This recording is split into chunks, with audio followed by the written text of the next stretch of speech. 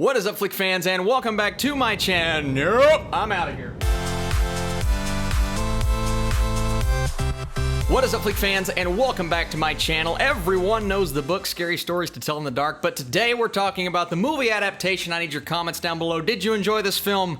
Let's talk about it. So, based on the iconic book series, a group of teens face their fears in order to save their lives. And alright, let's talk about Scary Stories. So, anytime you have Guillermo del Toro's name attached to anything, I get excited for it. Now, I would have loved to have seen what he would have done behind the lens directing the film, but he still gave us the screenplay. You get some other writers in to help, and directed by Andre Overdahl, and you have Scary Stories to Tell in the Dark. Now, this is a tough thing to do and a tough thing to accomplish because you're bringing in the fan base that already exists, clearly, and I do think those fans are going to show up, and they're going to be hard judges on what this movie is going to have to deliver on. And then you have newcomers, and I'm not going to say I'm a newcomer because I am slightly familiar with the story, but I never read the books. I was a big Goosebumps guy growing up.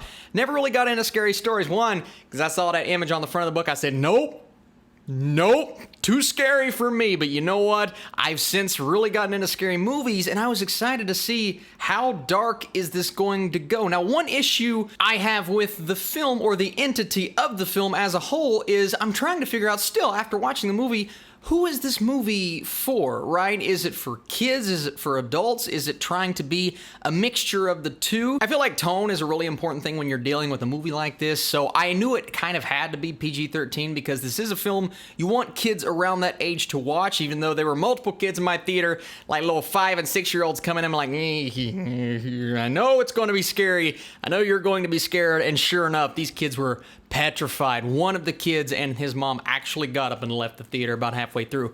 And that's when you know the movie is scary. So how did the movie scare me? Did it execute on that? And I have to say, yeah, I think Scary Stories to Tell in the Dark is absolutely full of great, horrifying imagery, which I knew it would capitalize on just from the images from the book. And it's also full of jump scares, certain jump scares that, and you guys know how I feel about that. I feel like the majority of the time, like 90% jump scares are lazy. They just are. They're always executed the exact same way. And for the most part, it's no different in Scary Stories. There were a few in there I'm like, yeah, that's clever, that's smart. The way you're going about building the tension in this scene, maybe subverting our expectations with that particular jump scare. The jump scares in here, they were a bit more cliche, as are certain characters in this story.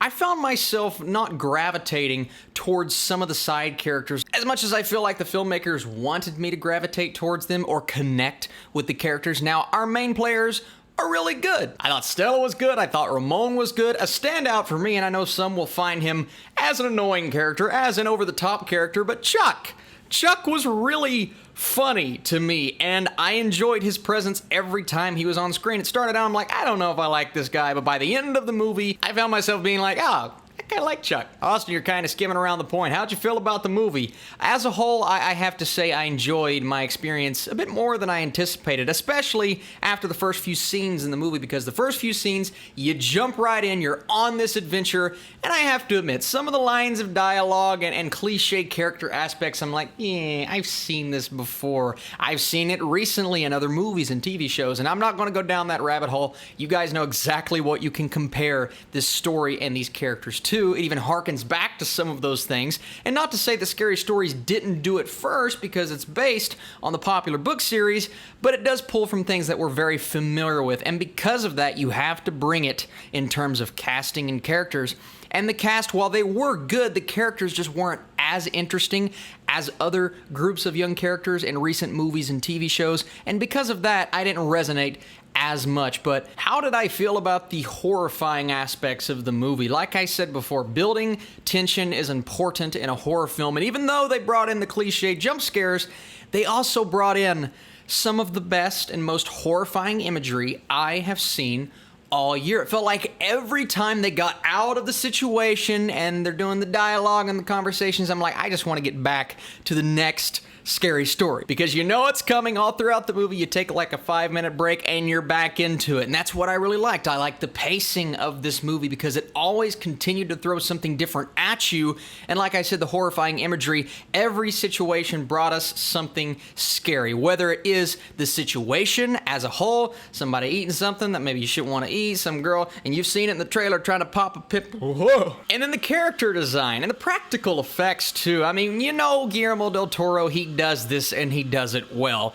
and you can feel his hands all over this aspect of the story, but it's just the way they approach our characters and the buildup of the music and everything about that. The Red Room scene, that's all I'm going to say, was one of the more disturbing and kind of funny, but you're not really laughing because it's funny. You're laughing because you're petrified. My wife was sitting there going, because she was scared of the imagery on screen.